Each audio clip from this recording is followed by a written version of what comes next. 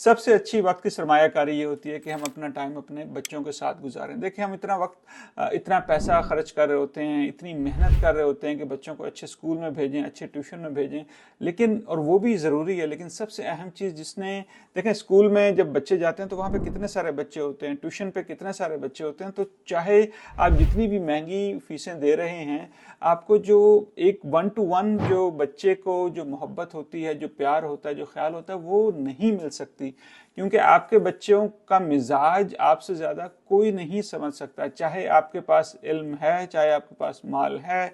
चाहे आप शहर में या गांव में, आपके बच्चों को आपसे ज्यादा ना ही कोई समझ सकता है, ना ही कोई खुलूस नीयत से उनका ख्याल कर सकता है।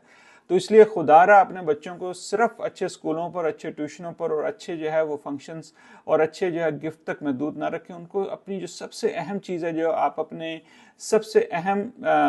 काम में देते हैं, मतलब अपनी जॉब को देते हैं, अपने बिजनेस को देते हैं, वो आपका टाइम है। तो इसलिए आप अगर चाहते हैं कि हमारे बच्चे हमारा सरमाया बने, हमारा उनसे ताल्लुक मजबूत हो, तो अपने बच्चों को ज़्यादा से ज़्यादा टाइम दें, उनके साथ खेलें, उनके साथ